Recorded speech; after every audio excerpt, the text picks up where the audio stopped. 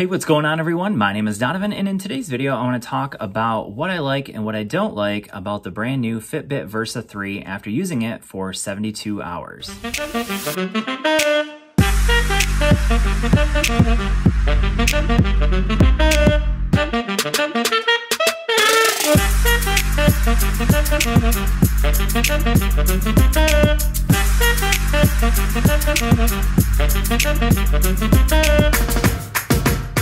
Alright, so as I mentioned in this video, I want to go ahead and talk about what I like and what I dislike about the Fitbit Versa 3 after using it over the past 72 hours. And the first thing I want to mention is probably the biggest feature that they've included in the Versa 3 versus the Versa 2, and that is GPS built on board onto the watch, which is really nice to have. You don't have to take your phone with you anymore.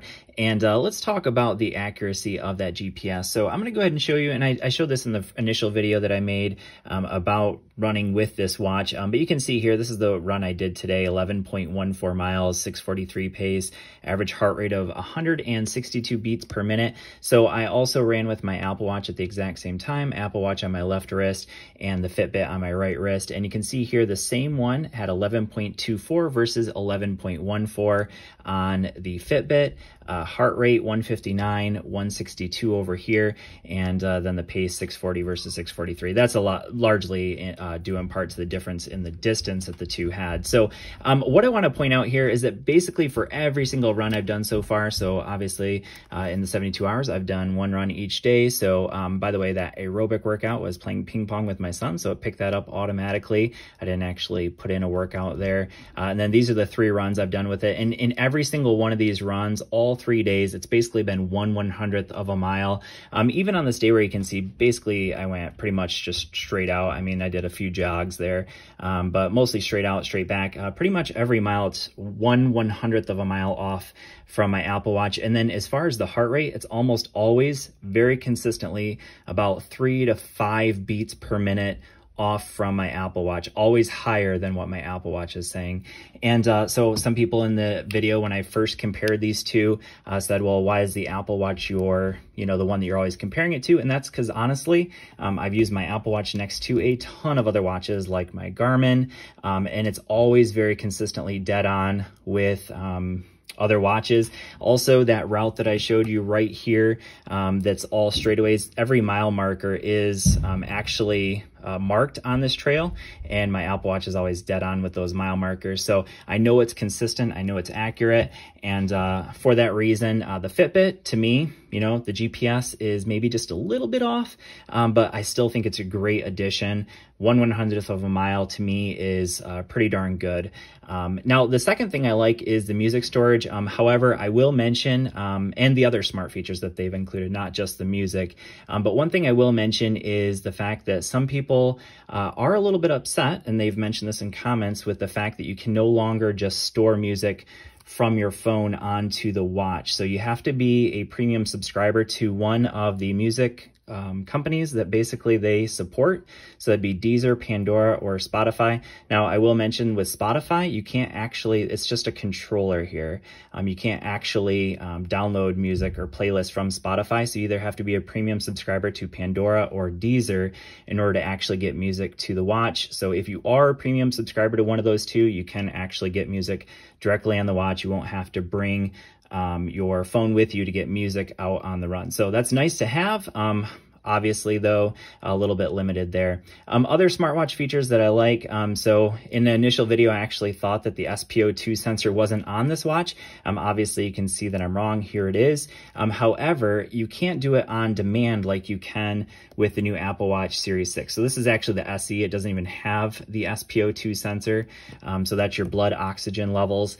And here, it's just measuring it overnight. How accurate it is, I don't really know, but you can see that it gave me a 93%, and it varied from 90 to 97% while I was sleeping. So you're supposed to be over 85 to be in the healthy range, so it looks like I'm okay, but it's nice to have that.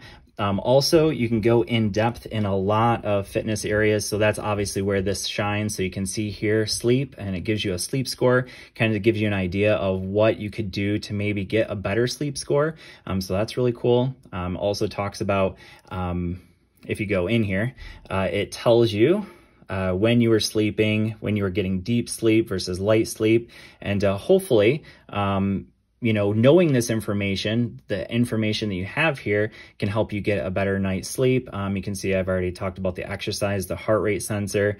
Obviously with the steps, it's giving you reminders. So I set it at 250 steps per hour to actually count. You can see only 7 out of the 14 hours I've been awake today that I've actually hit that. And then you can, actually, this is kind of cool. I don't know of any other app that you can do all of this in, but you can actually log your food and water here as well. I think Samsung does have, I know for sure, water and coffee and things like that, but I don't remember the option to, I think in Samsung Health, you can actually log your food. So I guess there is Samsung that you can do that with as well. But yeah, just basically every kind of fitness information you would need is available here on the watch. Obviously, you can set goals. You can obviously compete against other people, which is really cool. And I think that's one thing as far as the community that you get with Fitbit that you don't necessarily get on a lot of other watches. And I think the community on Fitbit is far more robust than you get on other watches. All right, so you can also accept text. Now you can, because there is a speaker, the speaker, there it is, and the microphones, you can actually speak back a response if you are connected to an Android phone. You can't do that if you're connected to an iPhone. However, obviously with the Apple Watch, you can do that. You can't take calls directly on the watch, but you can actually like accept or reject calls with the watch, again, if you're connected up to an Android device. So that's cool, but again, a little bit limited, you know, assuming that you're connected up to an Android device. All right, so now we're going to talk about some things that I'm a little bit more neutral on, maybe things I don't necessarily love, don't hate. And the first thing is going to be the battery life. So if I go over here, like I mentioned, 72 hours, this is actually after 48 hours of use. You can see I'm down to 22%. That's with 2 long workouts. So I already mentioned on here, when I show you those workouts, I was using GPS on these 2 workouts. So I went for an 11-mile run today, did some ping pong with my son last night, and then 10 miles the day before. So that's a lot of GPS there. So between those 2, probably like 3 hours of running. And so that's a lot of GPS, and it's down to 22%. So I'm not going to get 6 days of battery life like they say, but I'm still getting at least 2 days with 22% left. So obviously I'm going to need to charge it at this point. So, you know, just the magnetized charger. Pretty easy to charge it up and go from there.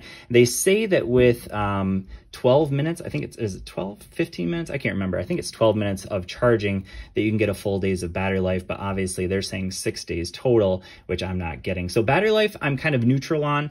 The next thing I'm a little bit neutral on is the processor. You can see that there's a little bit of lag. I mean, in comparison to like an Apple Watch, yes, it is definitely a little bit laggy when it comes to opening things up, but really it's not bad. I'm kind of neutral on it. I don't really necessarily love it or hate it. It's not super laggy for me, but it's also not super fast either. So as far as the processor goes, I'm kind of neutral on that one. The Spo2 sensor, that's another thing I'm a little bit neutral on. It's nice that it's available, it's there. However, again, it's only there while you're sleeping. Now, let's talk about things I don't like. So there are no physical buttons on this watch. You only have this one over here. That's not physical. It's basically just a haptic feedback system. So it lets you know that you're pushing it with that vibration motor. However, I would just prefer, honestly, just me personally, to have an actual physical button there, just so there's at least one physical button on the watch. I mean, honestly, I prefer more buttons, like 2 buttons or 3 buttons, but yeah, at least one would be nice. But yeah, the haptic feedback obviously works okay. Sometimes you have a little bit of a hard time finding it because that's not always the easiest thing to find. But overall, it's not been bad. It's just I would prefer an actual physical button. The other thing, I've already mentioned this, is the heart rate sensor. For me, I've already mentioned that, you know, it's about 3 to 4 beats off per minute for me while I'm out running. So that's a little bit worrying considering this is a fitness watch. That's specifically what this is made for. It would be important to know, you know, calories burned, be able to track your heart rate during a run or during cycling. It should be right on, and I've found so far when I compare it up to my Garmin, when I compare it up to my Apple Watch, it's always just a little bit high. It's not terrible, 3 to 4 beats per minute off, always high, but still something a little bit concerning for something that is supposed to be a fitness specific watch. The last thing I want to mention that I don't necessarily like are some features that are supposed to come that aren't here yet. So for instance, we do have Alexa, and they do say that you're going to get Google, but that's late 2020 is what they say for that one. But honestly, the limitation of the apps that are available for the watch are also a little bit concerning. Eventually there will be more apps that are available, and I actually spoke specifically with a app developer for Fitbit, and they said that part of the reason why there's fewer apps is because they're using a new platform to build the apps on, and so there just haven't been as many companies out there making them quite yet, but they're on their way. So a little bit of a limitation because of the new platform, but hopefully those new apps do come very soon to the Fitbit Versa 3, and also, of course, the Sense is the same watch, so essentially the same watch with a few more features. So same thing for that one as well. So let me know what you guys think. Is there anything I missed? Maybe some things that you'd like to know more about with the Fitbit Versa 3. Thanks for watching. I hope this video has been helpful for you, and we'll see you all in the next one. Peace.